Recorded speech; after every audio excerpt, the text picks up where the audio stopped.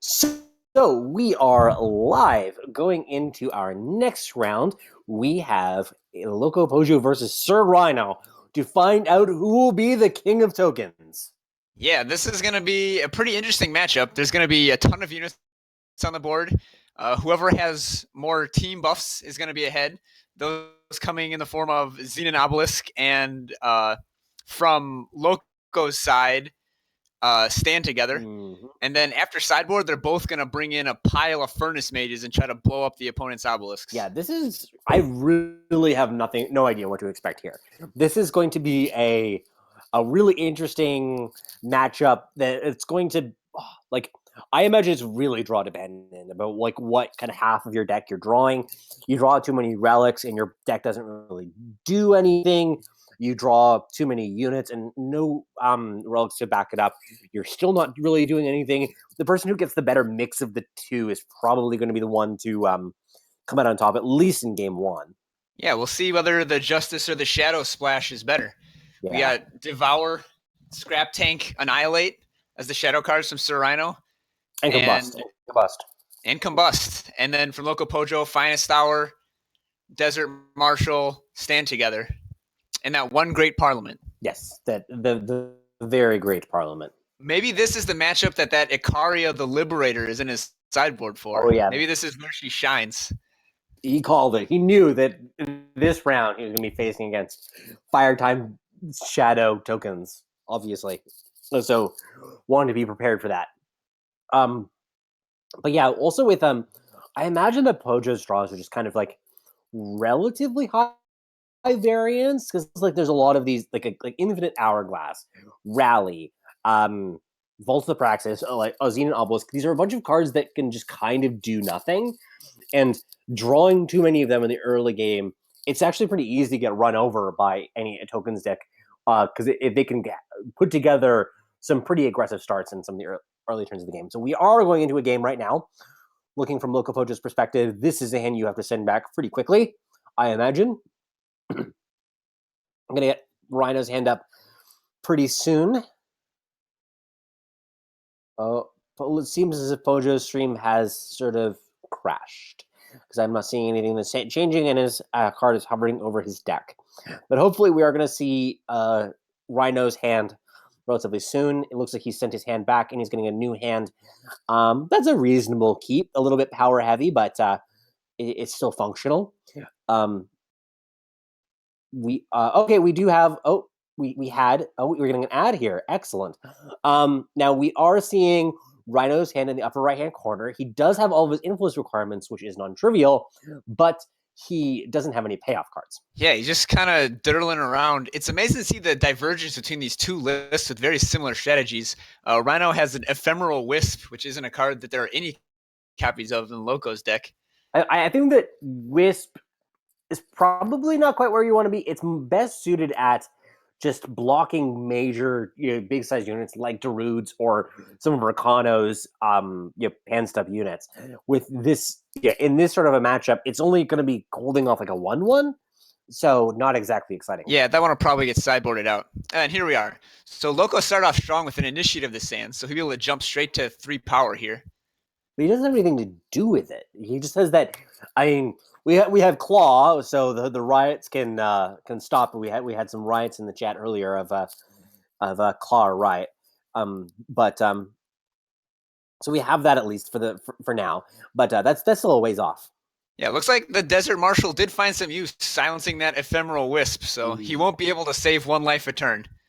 Yeah, that's definitely something that's annoying, and one of the major risks of playing a card like Ephemeral Wisp. But we don't see a whole lot of the Desert Marshals in most of the tournaments, so I wouldn't be surprised if it's a pretty good call to be playing Ephemeral Wisps today.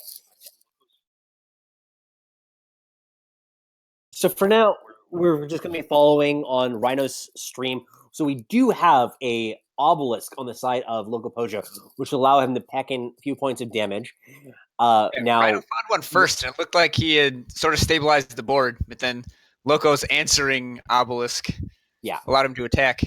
Now we are going to probably see either a Ephemeral Wisp or an assembly line.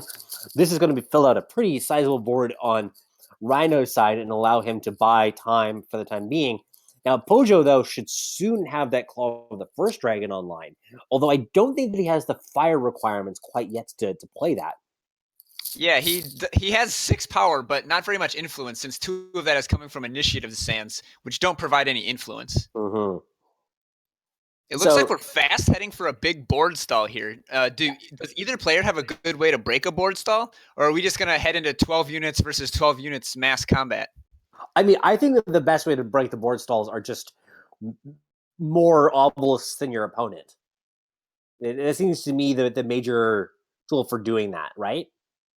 Yeah, although Sir Rhino does have a scrap tank here, which if he starts scrapping with his other units, that tank is going to get out of control quickly. I wouldn't be surprised to see him have double-digit strength and health very soon. Yeah. This turn even.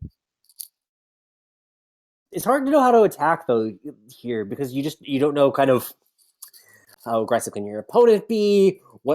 How do you value these different things? Your opponent also clearly has a fast spell, and you know that Pojo is playing multiple stand together in his deck as well. So yeah, Rhino is going to wait one more turn here so that he has 8 power, which gives all of his units an extra strength and health. Woo! Claw the First Dragon. It is here. Going to take down that scrap tank and give him 4 1-power units. Jito, Pyro Knight. Well, that was very timely. That scrap tank was about to get out of control. Holy moly. moly. Now he's going to be able to grow that Pyro Knight next turn, and it will be a 7-6 with Overwhelm. And if he's able to find power, it's going to get out of control. As you're going to get the obelisk boost as well. Yeah, Claw the First Dragon looked pretty good there, so no need for the chat to riot. Yes. Calm down, everyone. We're doing okay. Now, okay. So at this point, Sir Rhino can play out his Ephemeral Wisp but not really do anything else with his power this turn. What do you do with your units? Well, I think that you hit 8 power first, so you have to swing here. You think so? Loco needs to make enough blocks that he won't be able to kill Sir Rhino on the backswing. So I think this is a safe attack. This is a pretty ambitious attack. 2 2s on each of the 3 3s and such, and lose about half of your units, and then take about half of your health and damage. I think. So how much is he taking here? I'm just trying to do some math. And also, if he blocks with the initiates, then he's going to be further behind in power. Now, and he doesn't even have access to any power right now, so he can't play stand together if he had it. So I actually do really agree with you that he has to take this time right now to put on some pressure, even though he's the one with the lower life total. Yeah, so Loco has still full health. He's at 25. So it'd take 9 3/3s to kill him. So he doesn't have to block that many units. If he goes too low on life, then he has to be super, super careful for the whole rest of the game. So I predict at least 3 or 4 blocks here, if not full blocking. Yeah, but also from his side, he could. Oh, is he blocking with the Pyro Knight? That's interesting. This is a very complicated and intricate combat here. Yeah, I would not be surprised to see Loco rope on this one, as there's definitely some decisions to be made. But is there even a timer in place in friendly matches? Good question. We'll find out soon.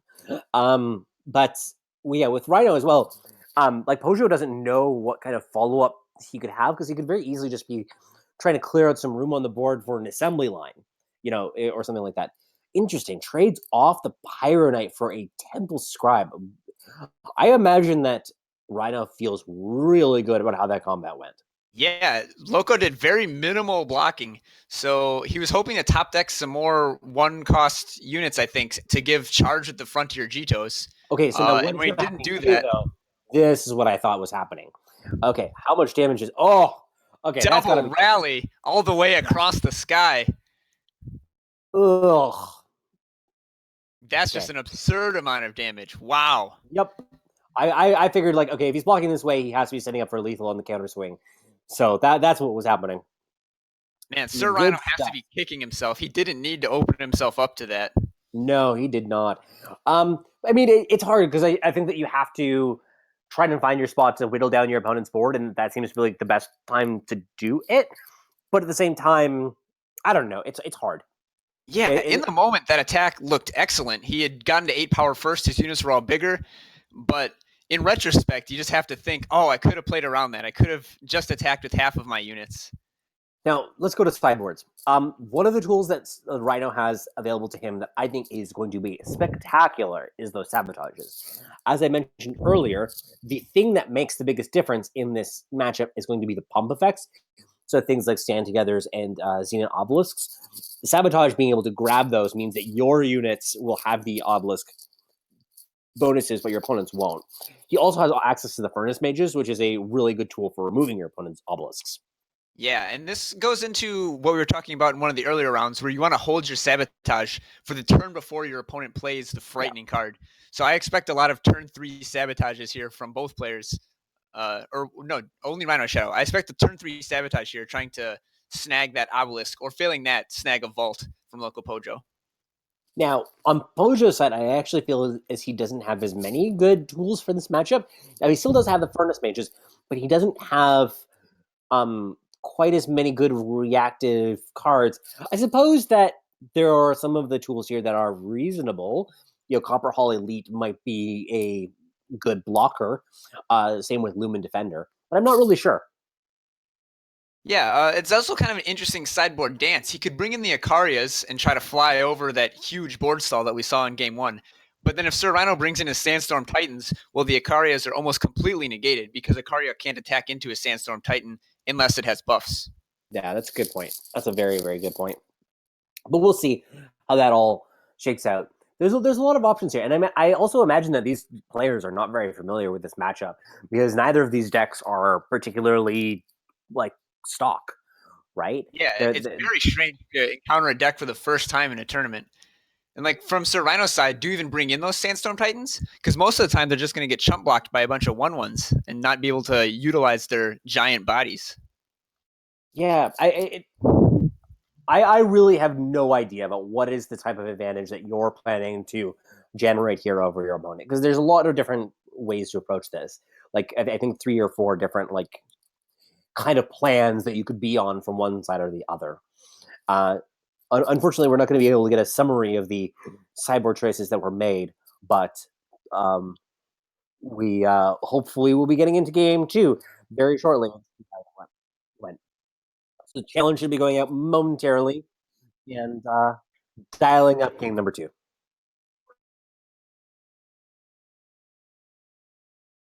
Yeah, it's difficult to think about how to sideboard, but fortunately, we don't have to.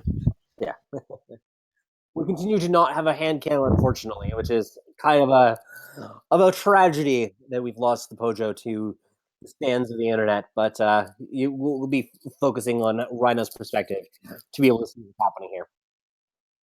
Yeah, well, and not having a hand cam isn't the worst thing, I suppose. We were just as surprised as everyone else when those double rally came out from Loco at the end of that game. Yeah. So I think that the challenge is going out right now. We're going to be seeing them queue up in a moment. Hopefully, we get another good game between these two gentlemen. This is definitely not a keeper. Send it back. No power. It's a bit power heavy, but it's functional for Rhino's side. Interesting. He left in these wisps. We were just talking about how we weren't sure what they were going to accomplish. Yeah, I feel as if that's as I said in the comments that there's 2 or 3 different approaches you can really take to the cyborg games, and it's really hard to know what plan you should be on, what your opponent should be on. This is Wisp is one that can buy you a lot of time if you feel as if your opponent is trying to be the aggressor. But it's definitely a lower impact card in a matchup that feels like it's kind of a bit more about haymakers. I suppose maybe he has it in for curve purposes. He doesn't have a whole lot of 2-drops in his deck, and he is playing a lot of banners as opposed to seats. So he does need to have units in play at all times to have his power come into play undepleted. That's a good point. So he is going to be able to hit his fire influence. So with that online, it seems as if his draw should be pretty fluid from here on out. It does have a couple of Marison's Disciples, which is a good tool to have. Desert Marshal is going to be a bit of a pain, though. That Wisp gets silenced again. Yeah. The old 2-mana 0/1. Yeah. Witnessing the Ooh. first appearance of Vault of the Praxis. Oh, let's see what this does. I'm excited. How many cards do you think it's going to draw over the course of this game? Well, he's got at least the next 3 turns card draws locked in, and he's going to draw more units that make more units off of those. So I'd say he can probably pretty easily go the whole rest of the game drawing 2 cards per turn. I like it. That's what I want to hear. That's what I expected to.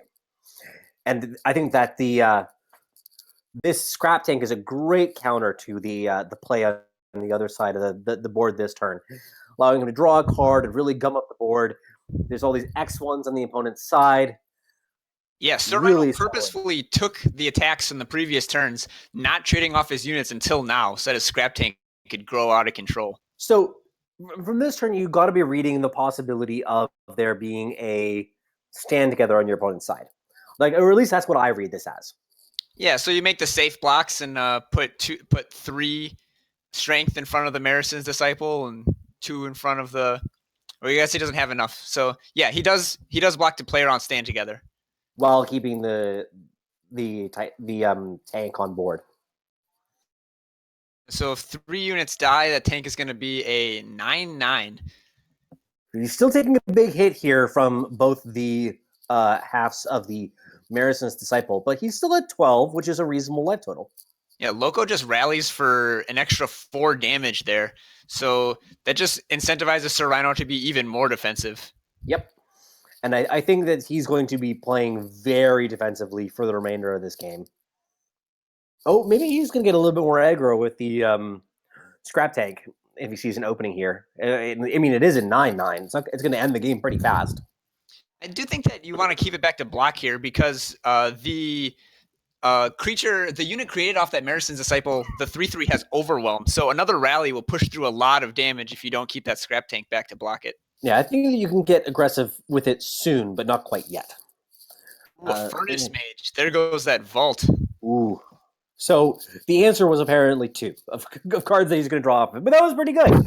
He's definitely ahead in the card advantage category, and he just has Marison's Disciples for days. Yeah, he's forced to play fair now and only draw 1 card per turn like a normal person.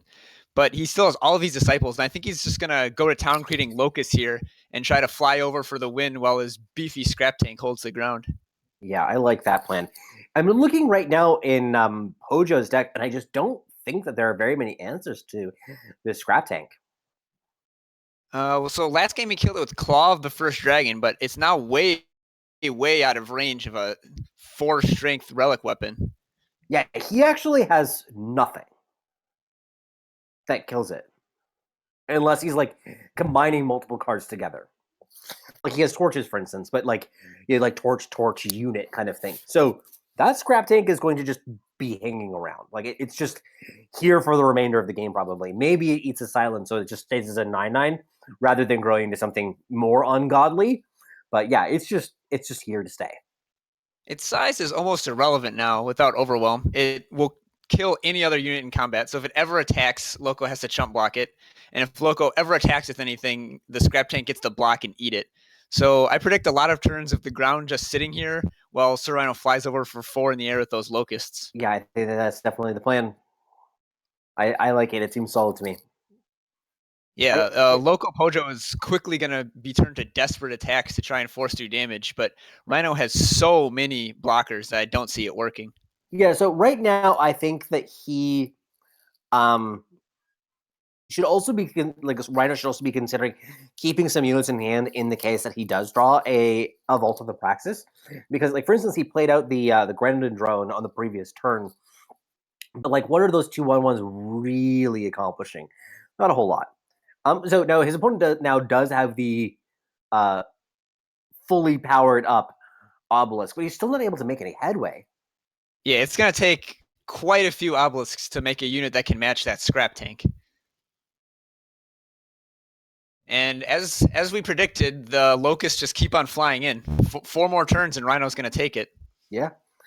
And I don't even know what answers Pojo has to these locusts even. He's not playing any of the Darudes in his sideboard. Well, that Ikaria would be a good start, I suppose, if he boarded it in. The Parliament too. Parliament would be great. Oh yeah, the Great Parliament create 2 6/6 flyers. Well, here's that desperation attack I talked about. I mean, desperation attack, or it could be like stand together, rally, rally.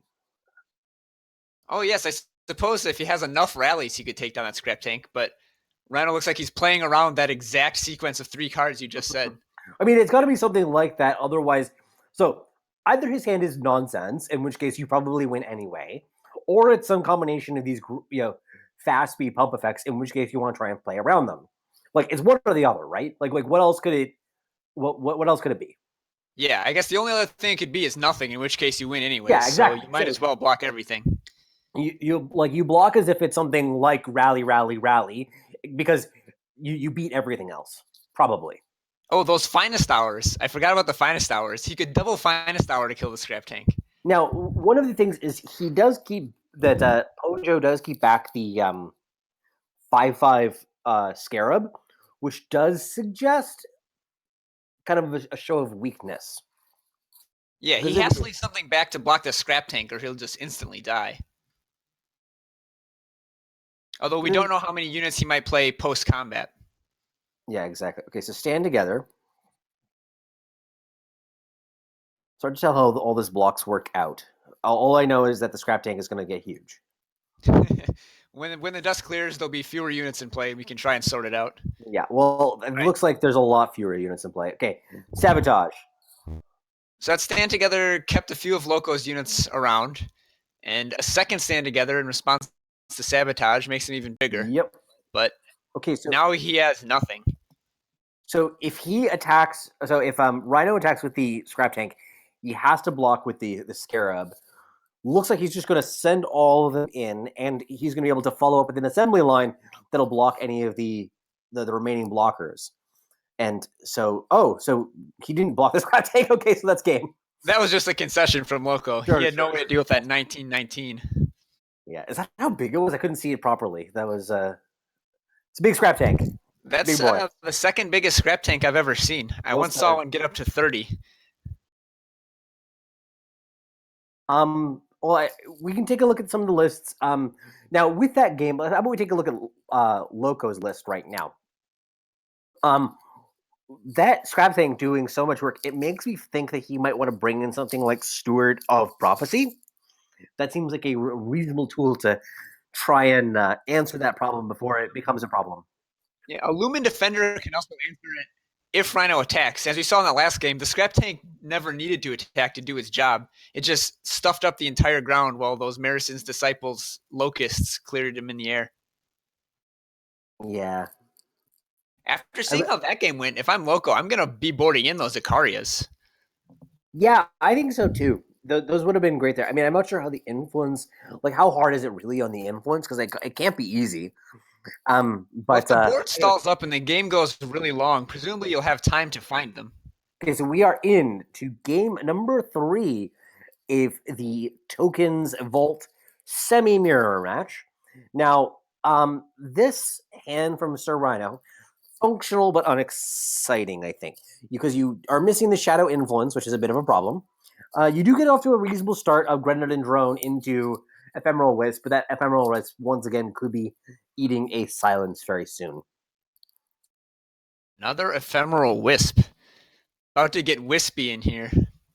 Yeah, he seems to have not agreed with you and their role in the matchup. Which, I mean, I can see it. It does things. It slows the game down. If he sees himself as being kind of more the control deck in this matchup, which I think he probably is, it is a good tool for slowing down the game. Yeah, he certainly played the deck more than me. I'd be inclined to trust Sir Rhino's sideboarding decisions with this vault deck over mine. Yeah. And it is very reasonable. He's the control deck. We saw the work that Scrap Tank did in that last game, and Sir Rhino also has hard removal, so he isn't just cold to a giant unit like Loco is. Mm-hmm. This is a weird attack. And this is also I'm kind of finding this block bizarre. Why did he not block there? Yeah, he even had a power hand. I guess he wanted to attack. He just wants to race. We've seen this in earlier rounds. Sir Rhino just wants to be aggressive with this deck. I get it. Man came here to battle. Torching Grenadin never feels good. Oh, I imagine that Rhino must be doing a fist pump with that kind of action. Yeah, and he has this disciple to follow up and the seek power to find his shadow influence. Oh, and the Furnace Mage comes in and ruins his fun. Yeah, we did talk about how Furnace Mage is a crucial card in this matchup. It certainly is. So Due what to does he what make here? The Locust? Yeah, he really is a believer in that Locust plan of just slow the game down on the ground, pack in for some damage in the air, and to develop a benefit that way. But no, his hand though is like pretty much on the table. While LocoPojo still has a few resources in hand. Yeah, Serrano doesn't have great blocks. The board is far from locked up. I don't think he'll be able to just sit back forever while his Flyers end the game like they did last game. Yeah, he doesn't have something like a scrap tank to really shut it down. If Loco can apply some more pressure here, then Serrano might actually be the one in trouble. That assembly line is definitely going to help. The board is largely composed of these 1/1s, so it'll help in closing things out. Pojo is under some duress in terms of his life total. 15 is not 25.